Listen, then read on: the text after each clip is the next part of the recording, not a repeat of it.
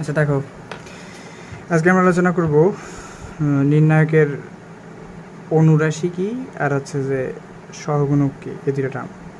অনুরাশি আর সহগুণক ইংলিশে যদি বলো মাইনর্স, অথবা সহগুণকের ইংলিশ হচ্ছে কোফ্যাক্টর। অর্থাৎ অনুরাশি আর সহগুণক এই দুটো টার্ম আলোচনা করব। দেখো,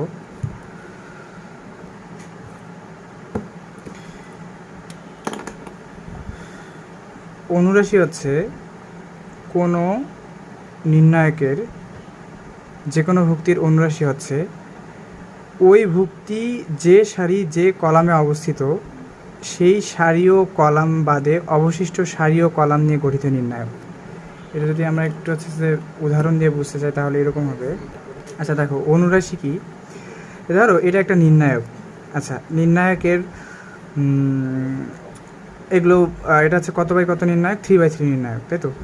তো এটার ভুক্তি কোনগুলো? 2 একটা ভুক্তি, 3 একটা ভুক্তি, 5 একটা ভুক্তি, 1 2 2 4, এগুলো হচ্ছে সবগুলো একটা ভুক্তি। এবং প্রত্যেকটা ভুক্তিরই কিন্তু আলাদা আলাদা নাম আছে। আমরা কিন্তু ম্যাট্রিক্সও দেখে আসছি যে আলাদা আলাদা নাম আছে। কীরকম নাম?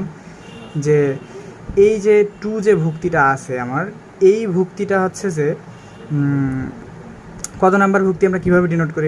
এটা হচ্ছে যে ধরে নিলাম a = 1 1 ভুক্তি। 1 2কে আমরা 1 1 ভুক্তি কেন বলবো? কারণ এটা হচ্ছে যে 1 নাম্বার সারি আর 1 নাম্বার কলামে অবস্থিত। 3-র কথা যদি তুমি চিন্তা করো, যে 3 হবে কত? a = 1 2 1 2। কেন এরকম হবে? কারণ এটা হচ্ছে 3 ভুক্তিটা হচ্ছে কি, যে এটা প্রথম সারিতে অবস্থিত, 1 নাম্বার সারিতে অবস্থিত। আর কত নাম্বার কলামে অবস্থিত? 2 নাম্বার কলামে, 1 নাম্বার 2 নাম্বার কলামে অবস্থিত। তাই হচ্ছে এটা 1 2। সেম অ্যাজ তুমি যদি 5-এর কথা চিন্তা করো, তাহলে এটা হচ্ছে কত? a = 1 3, 1 নাম্বার সারি 3 নাম্বার কলাম। তারপরে এই 1-এর জন্য কত হবে? এই 1-এর ভুক্তিটাকে আমরা বলতে পারি 2 নাম্বার সারি 1 নাম্বার কলাম, অর্থাৎ a 2 1। তারপরে এই মাঝখানের এই 2-এর জন্য আমি বলতে পারবো a 2 নাম্বার সারি 2 নাম্বার কলাম। এই ভুক্তিটার জন্য a 2 নাম্বার সারি 3 number column. Same to same বাকিগুলো। তাহলে এটা হবে a 3 নাম্বার সারি 1 নাম্বার কলাম, a 3 1। a এটা কত? এই 3-এর জন্য আমি কত লিখব? a 3 2। আর সবার শেষে এটা হবে a 3 3। তাহলে এই যে প্রত্যেকটা ভুক্তি আছে, এদের কিন্তু আলাদা আলাদা নাম আছে। আমরা আগেই ম্যাট্রিক্সে দেখে আসছি। আমি হচ্ছে যে হিসাবের সুবিধার্থে, বোঝার সুবিধার্থে আরেকবার হচ্ছে লিখলাম। তাহলে অনুরাশি ব্যাপারটা কি? ধরো আমি এই 2 এর অনুরাশি বের করব। 2 এর অনুরাশি বের করব। 2 এর কত অনুরাশি? 2 এর অনুরাশি। 2 এর অনুরাশি। অথবা এই লেখাটাকে এইভাবেও আমরা লিখতে পারি যে 1,1তম অনুরাশি। যাই লিখি না কেন একই কথা। অনুরাশি হচ্ছে কত? যে এই 2 এর কথা যেহেতু আমরা চিন্তা করছি, তাহলে এই সারিটা বাদ, এই কলামটা বাদ, তাহলে মাঝখানের যতটুকু থাকে এই এতটুকু অংশের আমরা কী করব? নির্ণায়ক বের করব। এতটুকু অংশের নির্ণায়ক। তাহলে কতটুকু অংশের নির্ণায়ক? 2 2 3 2। এদের যদি নির্ণায়ক বের করি তাহলে আমার আসে, নির্ণায়ক অনুযায়ী এটা গুণ করব, তাহলে 2 2 4 মাইনাস 3 2 6, তাহলে কত? -2। তাহলে কি হলো? যে আমার 1তম অনুরাশি অথবা 2 এর অনুরাশি হচ্ছে -2। সেম অ্যাজ আমি যদি বলি যে এই 2 এর অনুরাশি, বা ধরো যে এই 3 এর অনুরাশি কত? এই 3 এর অনুরাশি যদি বের করি তাহলে হচ্ছে কত? 3 এর অনুরাশি। 3 এর অনুরাশি। অনুরাশি 3 এর অনুরাশি। অথবা যদি আমাকে বলা আছে যে এটা কততম ভুক্তি? এটা হচ্ছে দেখো 3-2তম ভুক্তি। 3,2তম অনুরাশি। যেটাই বলুক না কেন, কত হবে বলো? যে যখন আমি এই 3 এর অনুরাশি বের করতেছি, তখন 3 এর এই সম্পূর্ণ সারিটা বাদ, অর্থাৎ 3 বাদ, আর সম্পূর্ণ কলামটা বাদ, অর্থাৎ এই সম্পূর্ণ কলাম বাদ। তাহলে আমি যদি এই কলাম আর এই সারি বাদ দিই, তাহলে আমার কয়টা উপাদান থাকে? 2 5 1 2। তাহলে ওইটারই নির্ণায়ক বের করব। 2 5 1 2। এদের যদি আমি নির্ণায়ক বের করি তাহলে আসে কত?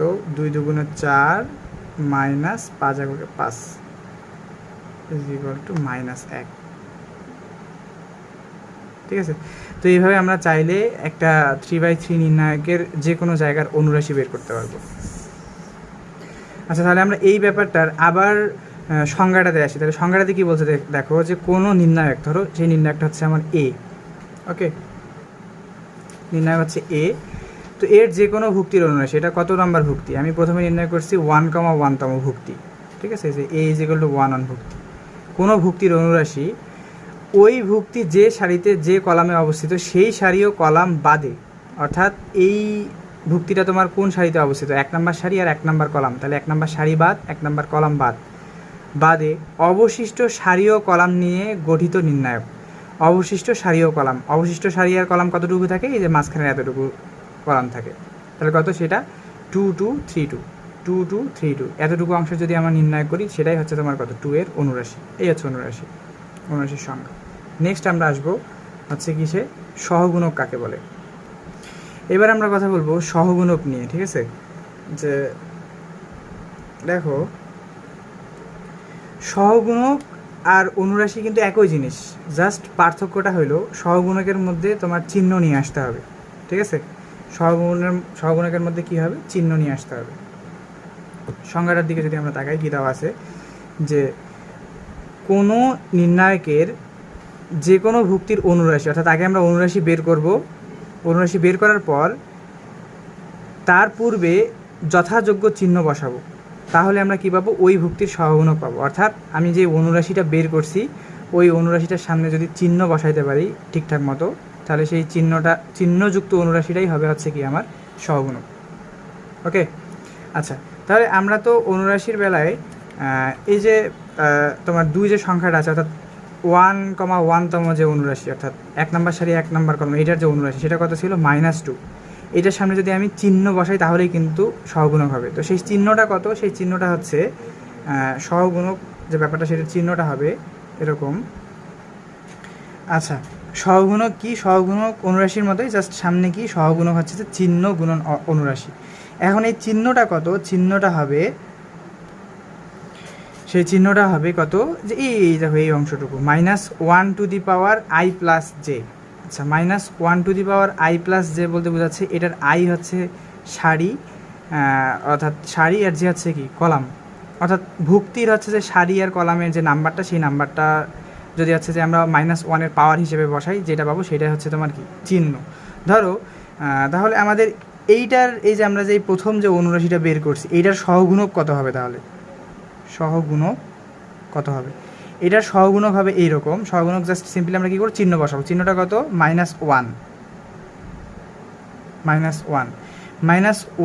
ইন্টু -1, তার উপরে আমি হচ্ছে চিহ্নতে কী বসাবো, i প্লাস জে, অর্থাৎ কয় নাম্বার সারি কয় নাম্বার কলাম, দেখো এটা 1 1, তাহলে হচ্ছে যে 1 নাম্বার সারি 1 নাম্বার কলাম, তাহলে আমি ওই দুইটা সংখ্যা কী করে দেবো, যোগ করে দেবো, 1 + 1 গুণন অনুরাশি হচ্ছে কত, অনুরাশি হচ্ছে -2,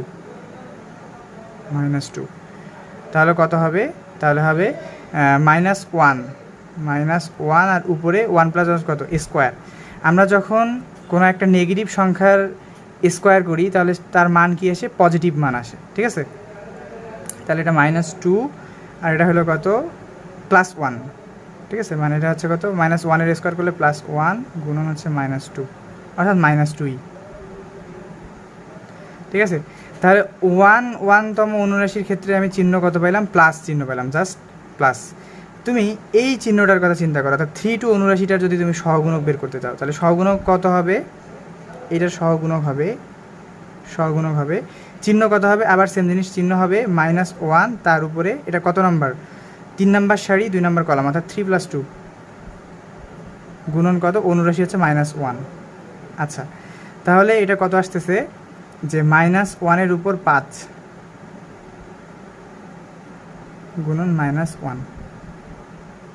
আচ্ছা, যখন আমরা কোনো একটা মাইনাস সংখ্যার উপরে বেজোড় সংখ্যক হচ্ছে তোমার পাওয়ার থাকে, বেজোড় সংখ্যক পাওয়ার থাকে, তখন কিন্তু এই মাইনাসটা আর চলে যায় না, অর্থাৎ সেই মাইনাসটা মাইনাসই থাকবে। অর্থাৎ -1 এর উপর যদি তুমি কোনো বেজোড় সংখ্যা পাওয়ার হিসেবে বসাও, তাহলে সেটা কত থাকবে, -1ই থাকবে, -1 × -1। তাহলে এটা সহগুণক কত হয়ে যাবে, এটা সহগুণক হবে +1, এতটুকুই। তাহলে সহগুণকে কী হবে, এই যে চিহ্ন হিসেবে আমার এতটুকু জিনিস নিয়ে আসতে হবে, তো আমরা যদি এখন হিসাব করি সহগুণকের জন্য হিসাব করি, ধরো এ একটা ম্যাট্রিক্স, ধরো এ একটা ম্যাট্রিক্সের মনে করো চিহ্নগুলো হিসাব করব। হ্যাঁ, ভুক্তিগুলো কত কত ছিল, A11, A12, A13, তারপর কত A1, A21, A22, A23, A31, A32, A33, এগুলো হচ্ছে আমার ভুক্তি। তাহলে এগুলোর জন্য আমার চিহ্নগুলো কত কত হবে। তাহলে দেখো এটা যেহেতু 1 1, আমরা যদি -1-এর উপর যদি 1 1 যোগ করলে কত 2 2 বসাই, তাহলে হচ্ছে আমি পজিটিভ চিহ্ন পাবো প্রথমটার জন্য। এটার জন্য কি পাবো, 1 আর 2 যোগ করলে 1 আর 2 যোগ করলে 3, অর্থাৎ বেজোড় একটা সংখ্যা পাবো। এখানে বেজোড় একটা সংখ্যা পাওয়ার হিসেবে থাকবে, তখন -1-এর উপর বেজোড় সংখ্যা থাকলে মাইনাস, এটা মাইনাস। তারপর 1 আর 3 করলে কত হয় 4, 4 হচ্ছে জোড় সংখ্যা, তাহলে এটা তুমি প্লাস পাবা। চিহ্নগুলোর কথা বলতেছি আমি, ঠিক আছে, চিহ্নগুলোর কথা বলতে। তাহলে এটা হচ্ছে কত, আবার দেখবা মাইনাস হয়েছে, এটা প্লাস, এটা মাইনাস, এটা হচ্ছে প্লাস, এটা মাইনাস, এটা হচ্ছে কি প্লাস, এইরকম আসবে চিহ্নগুলো। সহগুণকের ক্ষেত্রে তোমার চিহ্নগুলো এরকম প্লাস মাইনাস আসবে, ঠিক আছে। এই জিনিসগুলো একটু মাথায় রাখি। তাহলে আমি যদি অনুরাশি বের করি, অনুরাশি বের করার পর জাস্ট এই চিহ্নগুলো বসায় দিই, তাহলেই কিন্তু আমি সহগুণক পাওয়া যাব, ঠিক আছে। আবার একটা জিনিস লক্ষ্য করো যে যখন প্লাস থাকবে তখন কিন্তু অনুরাশি, এই যে প্লাস যে অংশগুলো, এই ক্ষেত্রে কিন্তু আমার অনুরাশি আর সহগুণক একই থাকবে। জাস্ট মাইনাসের বেলায় হচ্ছে যে তোমার অনুরাশি আর সহগুণক আলাদা আলাদা হয়ে যাবে। ধরো যে আমার এইখানে 1 1 যখন আমি নিচ্ছিলাম, তখন হচ্ছে কি আমার প্লাস চিহ্নযুক্ত হচ্ছে কি সহগুণক আমি বের করতেছিলাম। তো এই কারণে দেখো অনুরাশিও হচ্ছে তোমার -2, আবার সহগুণক হচ্ছে কি -2। কেন? কারণ হচ্ছে যে ওই জায়গার সাইনটা ছিল হচ্ছে কি আমার প্লাস। আবার যখন আমি 3 2 এর অনুরাশি বের করলাম, তখন জিনিসটা কী ছিল বলো তো, তখন জিনিসটা ছিল হচ্ছে কি মাইনাস অংশের ছিল, অর্থাৎ মাইনাস চিহ্নযুক্ত ছিল। এই কারণে এই 3 2 এর বেলা অনুরাশি -1 হইলেও হচ্ছে যে কি তোমার সহগুণকের চিহ্নটা জাস্ট চেঞ্জ হয়ে গেল, +1 হয়ে গেছে। এতটুকুই অনুরাশি আর সহগুণকের পার্থক্য, এতটুকুই। আমরা ম্যাথ করার সময় এগুলো সম্পর্কে আরও বিস্তারিত জানতে পারবো। আচ্ছা, এবার হচ্ছে আমরা একটা ছোট্ট এক্সাম্পল দেখি, যে এখানে বি একটা নির্ণায়ক দেওয়া আছে। বলছে 1 নম্বরে আমাদের বলছে যে 4 এর অনুরাশি ও সহগুণক নির্ণয় করো। 4 কোনটা? 4 হচ্ছে আমাদের এটা। তাহলে এটার কি নির্ণয় করব? 4 এর অনুরাশি ও সহগুণক নির্ণয় করব, তাই তো। 4 জিনিসটা বলো তো কি, যে 4 হচ্ছে যে কততম ভুক্তি এটা, যে এটা সারি হচ্ছে কত, এটা সারি হচ্ছে 1 নম্বর সারি, 2 নম্বর হচ্ছে কলাম। তার মানে হচ্ছে কত, 4 বা 1 1 2 1,2 তম 4, অথবা কি যে 1, একই কথা, 4 অথবা 1,2 তম অনুরাশি।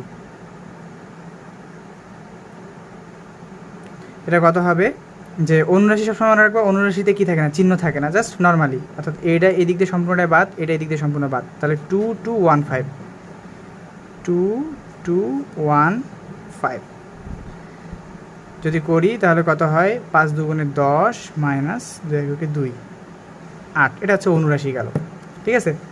জাস্ট তাহলে হচ্ছে কি, এবার যদি আমি কি করি আবার, যে 4 বা 1,2 তম সহগুণক, সহগুণকের ক্ষেত্রে কত হবে, -1 চিহ্ন বসানোর ক্ষেত্রে আমরা ইউজ করবো -1। তারপর কততম, 1,2, তাহলে 1 + 2 গুণন হচ্ছে কত, অনুরাশি। অনুরাশি কত, অনুরাশির ক্ষেত্রে আমি ওই জিনিসটাই বসাই দিলাম, আবার একদম এটা বসাই দিতে পারবো, 2 2 1 5, অথবা ডিরেক্ট আমরা এখানে 8ও বসাইতে পারতাম, কোনো সমস্যা নেই। তো যদি আমাকে শুধু সহগুণক বের করতে বলে, তাহলে আমি এরকম করে সম্পূর্ণটাই লিখবো। লেখার পরে কী হবে, যে 2 আর 3 যদি -1কে হচ্ছে যে 3 এর পাওয়ার, -1 এর পাওয়ার হিসেবে যদি 3 ইউজ করি, তাহলে কত, -1ই, -1 গুণন। আর এটার হিসাব করলে তো আমরা অনুরাশি হিসাব করলে তো জানি এটার কত, 8, তাহলে হবে -8। তাহলে 1,2 অথবা 4 এর অনুরাশি হবে 8, আর এটা সহগুণক হবে কি, -8। সহগুণকে জাস্ট চিহ্নটা উল্টায় যাবে, আর কিছু না। অনুরাশি আমি যেটা পাবো, সহগুণকে কী হবে, যে চিহ্নটা উল্টায় যাবে। হ্যাঁ, সব ক্ষেত্রে কিন্তু না, জাস্ট ওই যে একটু আগে দেখালাম যে প্লাসগুলোর ক্ষেত্রে তোমার একই থাকবে, মাইনাসগুলোর ক্ষেত্রে উল্টায় যাবে, এরকম। আচ্ছা, আমি আবার এই যে 2 নম্বর প্রশ্নটাতে আসি। 2 নম্বর প্রশ্নটাতে কী বলছে, যে 2,3 কোনটা, 2 নম্বর সারি 3 নম্বর কলাম। 1 নাম্বার 2 নাম্বার সারি, কলাম হচ্ছে 3 নাম্বার কলাম কোনটা, 1 2 3, এই যে 2 নাম্বার সারি 3 নাম্বার কলাম হচ্ছে যে এইটা, 2 এর কথা বলছে।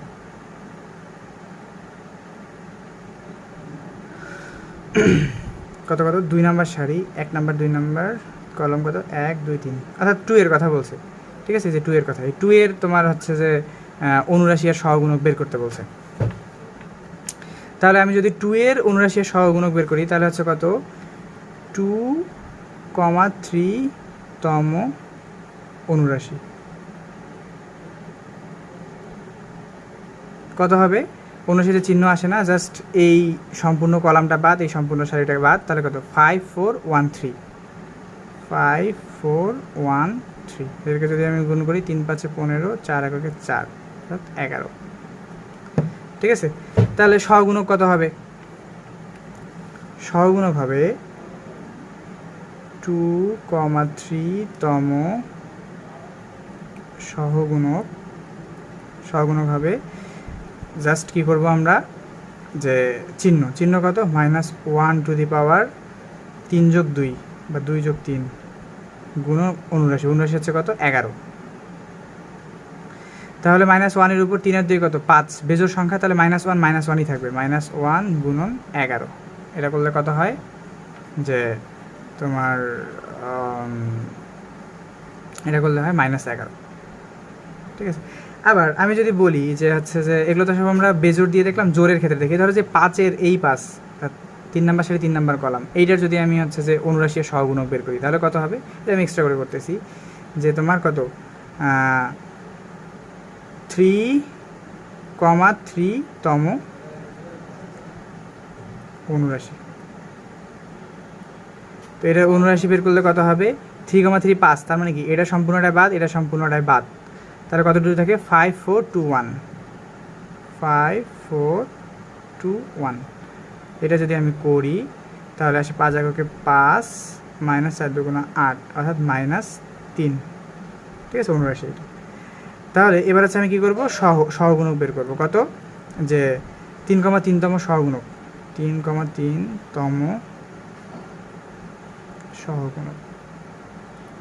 সহগুণক, এটা সহগুণক কত হবে, যে সহগুণক হবে,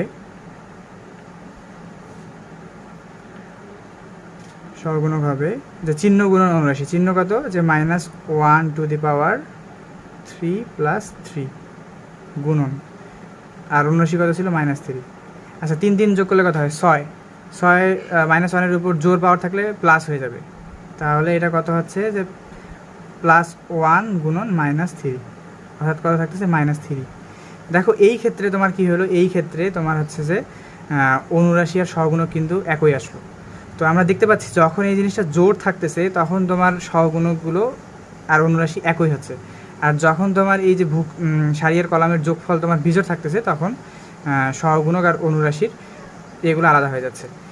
আর একদম শেষ কথা হচ্ছে কি, যে অনুরাশি আর সহগুণক আমরা মনে রাখবো কীভাবে, দেখো অনুরাশিদের চিহ্ন ছাড়া, সহগুণক, এই যে সহ কথাটাতেই তোমার হচ্ছে যে এটার লোক আছে, সহ বলতে চিহ্ন সহ, কী সহ, চিহ্ন সহ। তাহলে সহগুণকে কী থাকবে, চিহ্ন থাকবে, অনুরাশিতে কোনো চিহ্ন থাকবে না, এতটুকুই।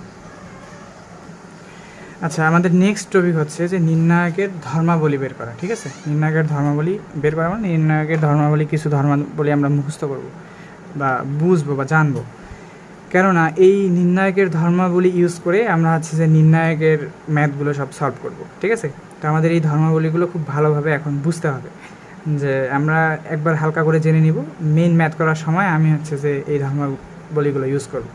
আচ্ছা, প্রথম ধর্মাবলী কি, প্রথম ধর্মাবলী হচ্ছে যে কোনো নির্ণায়কের একটি সারি বা কলামের, সারি হতে পারে বা কলামের হতে পারে, সকল ভুক্তি যদি শূন্য হয় নির্ণায়কটির মান হচ্ছে কি, শূন্য হয়ে যাবে। কি বলছে, যে ধরো ডি একটা আমার নির্ণায়ক, এগুলো যে কোনো উপাদান, ডি হচ্ছে আমার যে কোনো একটা নির্ণায়ক, তো এই নির্ণায়কের ভিতরের এই সম্পূর্ণ সারিটা 0, তাহলে ওই নির্ণায়ক আর আমাকে বেরি করতে হবে না, মানে ওই নির্ণায়কের বিস্তার আমাকে করতেই হবে না, আমি ডিরেক্ট ওইটার উত্তর শূন্য বসায় দিতে পারবো। ঠিক আছে, ধরো যে আবার যদি কোনো একটা নির্ণায়কের যদি তোমার কলাম, যে কোনো একটা কলাম, ধরো এই কলামটা শূন্য, তাহলে হচ্ছে কি এই নির্ণায়কটার উত্তরে আমি ডিরেক্ট কত বসায় দিতে পারবো, শূন্য বসায় দিতে পারবো। একটা এক্সাম্পল দিয়ে দেখালে হচ্ছে যে ভালো বুঝতে পারবা। ধরো এ আমার একটা নির্ণায়ক এবং তুমি দেখতে পাচ্ছ যে এ নির্ণায়কের একটা সম্পূর্ণ সারি কত, 0। তো এই নির্ণায়কের যদি আমি মান বের করি তাহলে এটার উত্তর আসবে 0 একবারই, ঠিক আছে? আমরা নির্ণায়কের ধর্মাবলী থেকে জানতে পারলাম। কিন্তু তুমি যদি চাও যে এখন আমি এই নির্ণায়কটা করে দেখবো যে আসলে 0 আসে কি না, তাহলে কত হবে? ওই যে নির্ণায়ক করার যে আমরা প্রসেসগুলো শিখছিলাম সেই প্রসেস অনুযায়ী যদি আগাই তাহলে কত, এই সারিটা ধরে মনে করো আমি নির্ণায়ক বের করবো। তাহলে যদি এই সারিটা ধরে নির্ণায়ক বের করি তাহলে কত আসে? প্রথম উপাদান কত, 0, তারপর থার্ড ব্র্যাকেট। তো যখন এই প্রথম ভুক্তি 0 নিব তখন এই কলাম বাদ এই সারি বাদ, তাহলে কতটুকু উপাদান থাকে ভিতরে? যে এই যে 2 1 3 4 এই এতটুকু অংশ থাকে, 2 1 3 4। তো এতটুকু অংশ নিয়ে যদি কাজ করি তাহলে কত, যে 2 2 4 মাইনাস 3 এককে 3 গেল। তারপর দ্বিতীয় শূন্যটা নিয়ে যখন আমি কাজ করবো তখন হচ্ছে কত, -0, আবার সেকেন্ড ব্র্যাকেট। যখন আমি এই শূন্যটা 2 নম্বর শূন্যটা নিয়ে কাজ করতেছি তখন সম্পূর্ণ এই কলাম বাদ এই কলাম বাদ, তাহলে কী কী উপাদান থাকে? 1 1 2 4, কতটুকু থাকে? 1 1 2 4। তো এটা যদি আমরা মান বের করি 4 এককে 4 মাইনাস 2 প্লাস 3 নম্বর শূন্যটা নিয়ে যখন আমি কাজ করব তখন কি হবে, যে এটা বাদ এই সারি বাদ এই কলাম বাদ, তাহলে কত থাকে? 1 2 3 4। তো এটা যদি এখন আমি নির্ণয় বের করি 3 এককে 3 মাইনাস 2 2 4, অর্থাৎ 3 মাইনাস 4। তো কোনো জিনিসের সাথে যতই শূন্য গুণ থাক তাহলে কি সবগুলো 0, তাহলে এটাও 0, এটা হচ্ছে তোমার -0, এটা হচ্ছে তোমার কি -0। তো এতগুলো বিস্তারিত করার কি কোনো দরকার আছে? কোনো দরকার নেই। আমি ডিরেক্ট প্রথমেই বলে দিতে পারতাম যে যেহেতু হচ্ছে যে কি ওই নির্ণায়কের ধর্মে দেখলাম যে একটা সারি যদি 0 হয় ওই নির্ণায়কের মান কত হবে? 0। তো এর জন্য এত বেশি করার কোনো প্রয়োজন নেই, জাস্ট আমি এই ধর্ম থেকে ডিরেক্ট জানতে পারলাম কি, যে একটা সারি যদি তোমার 0 হয় অথবা একটা কলাম যদি তোমার 0 হয় তাহলে এটার মান কত? 0। তো এটা হচ্ছে আমার কি নির্ণায়কের প্রথম ধর্ম। আচ্ছা, 2 নম্বর ধর্ম কি বলতেছে, যে কোনো নির্ণায়কের সারিগুলোকে কলামে এবং কলামগুলোকে সারিতে রূপান্তরিত করলে নির্ণায়কের মান কত থাকে? অপরিবর্তিত থাকে। আচ্ছা, এটা যদি একটা আমি বাস্তব উদাহরণ দিয়ে দেখাই তাহলে হচ্ছে যে ব্যাপারটা বুঝতে পারবা। আচ্ছা, ধরো এই একটা নির্ণায়ক 2 3 5 1 2 5 1 1 2, এই একটা নির্ণায়ক। এই নির্ণায়কটার যদি আমি মান বের করি তাহলে এই নির্ণায়কটার মান কত আসবে আমি এখন জানি না, করে দেখলেই জানতে পারবো যে নির্ণায়কের মান কত।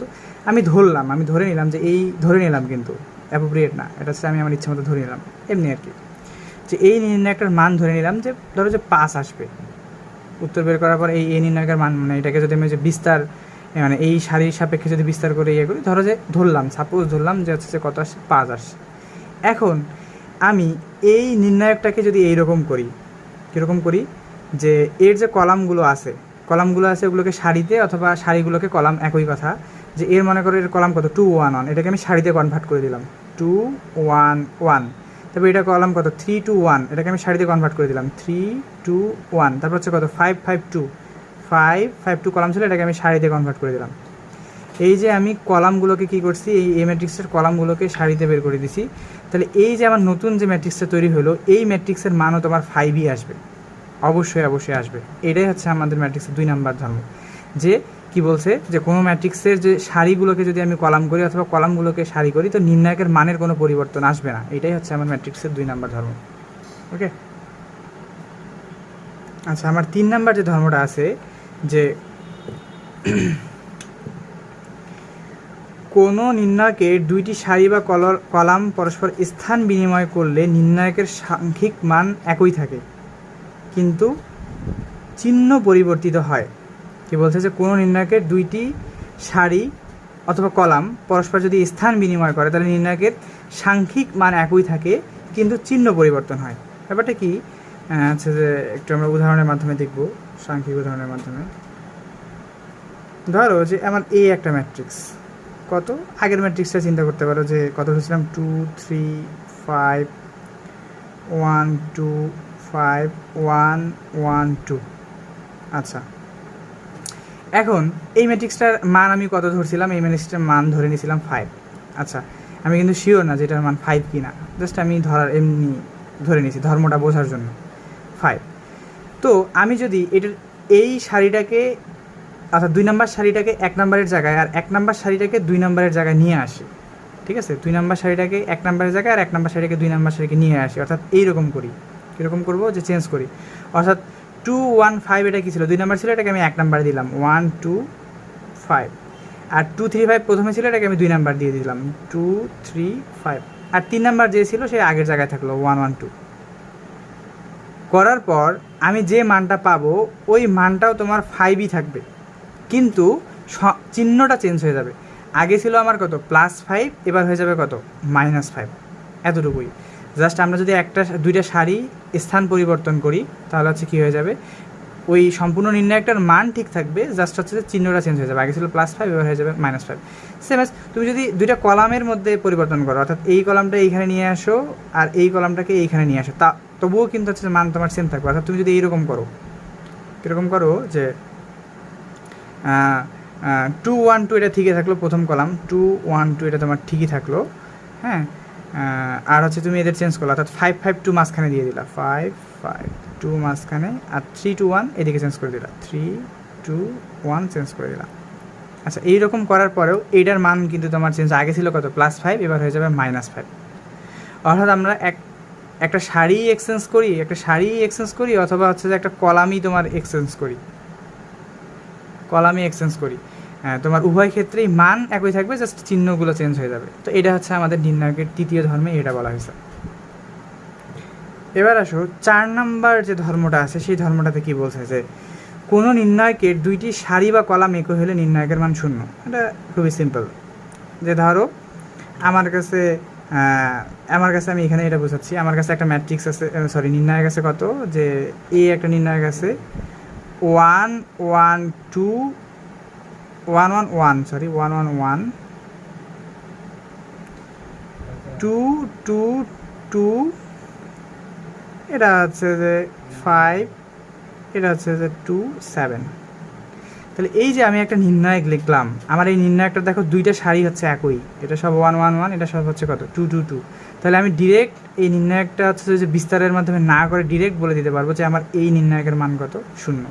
এটাই আমাকে বোঝাইছে।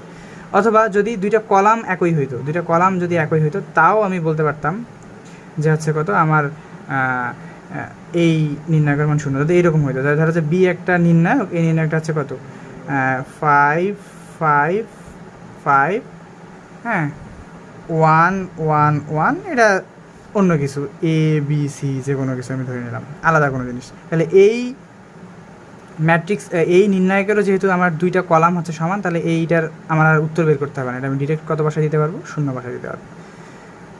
আচ্ছা, গেল। আমার 5 নাম্বার ধর্মটাতে কি বলছে, যে কোনো নির্ণায়কের সারি বা কলামের প্রত্যেকটি ভুক্তিকে যে কোনো সংখ্যা m দ্বারা গুণ করলে নির্ণায়কের মানকে ওই সংখ্যা দ্বারা গুণ বোঝায়। ঠিক আছে, আমরা যদি একটা উদাহরণের মাধ্যমে দেখি। আচ্ছা, আবার আমরা সেম উদাহরণ দিয়েই বুঝি। ধরো আমার এই একটা ম্যাট্রিক্স দেওয়া আছে, ঠিক আছে।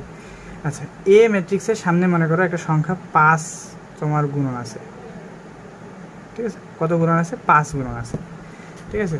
তো তাহলে আমি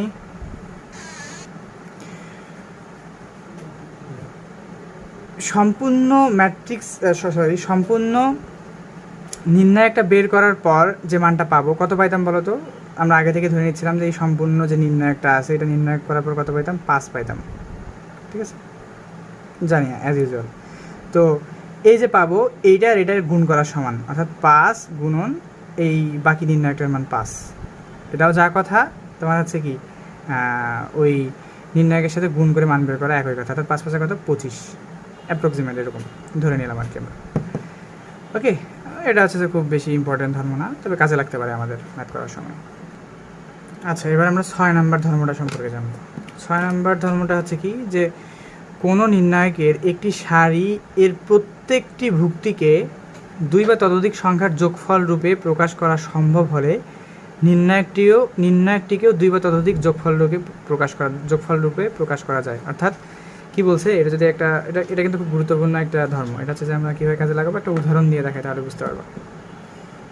আচ্ছা, ধরো যে আমার একটা নির্ণায়ক এরকম করে দেওয়া আছে, অর্থাৎ আমি এটাকে এরকম নির্ণায়কের প্রথম যে তোমার ভুক্তিটা আছে এরকম 2 + 5 আকারের, বা যে কোনো হচ্ছে প্লাস দিয়ে অথবা মাইনাস দিয়ে যাই থাকুক না কেন যদি থাকে, তাহলে এটাকে আমরা কীভাবে লিখতে পারবো জানো? যে দুইটার যোগফল আকারে লিখতে পারবো। অর্থাৎ এটার প্রথম যে অংশটুকু 2 3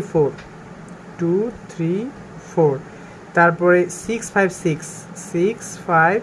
6, তারপরে কত 2 3 2 1, নেওয়ার পর মাঝখানের যে চিহ্নটা থাকবে এদের মধ্যে, যদি বিয়োগ থাকে তাহলে কিন্তু বিয়োগ, যোগ যদি থাকে তাহলে যোগ, তাহলে আমি এই যোগটা এইখানে নিয়ে আসলাম প্লাস। আচ্ছা, আমি যোগের পূর্ববর্তী অংশগুলো দিয়ে লিখছি না, এবার হচ্ছে যোগের পরবর্তী অংশগুলো লিখবো, অর্থাৎ 5 5 5, আর বাকি সব কিছু ঠিক থাকবে। 6 5 6 3 2 1, এই দুইটা কলামের কোনো চেঞ্জ হবে না, দুইটা ক্ষেত্রে সেম। অর্থাৎ জাস্ট আমরা কী করলাম, যে প্রথম যে আমার কলামটা ছিল এদের মধ্যে যে যোগ যোগ আকারে সংখ্যাগুলোকে ভাগ করা ছিল, আমি চাইলে প্রথম ভাগটা নিয়ে একটা নির্ণায়ক এবং দ্বিতীয় ভাগটা নিয়ে আরেকটা নির্ণায়ক আকারে ভাগ করে দিতে পারি। এই ধর্মটা হচ্ছে যে আমাদের কোনো কোনো ম্যাথে কাজে লাগবে। তাহলে এখানে যে আমরা মোটামুটি 6টা দেখলাম, আমাদের বইয়ে 7টা দেওয়া আছে, যদিও 7 নাম্বারটা ম্যাথের মধ্যে অতটা কাজে লাগে না, তো ওইটাকে আর দেখাচ্ছি না। এই 6টা ধর্ম যদি আমরা মোটামুটি ইউজ করতে পারি তাহলে হচ্ছে যে আমাদের নির্ণায়কের ম্যাথগুলো আমাদের জন্য করা খুব সোজা হবে।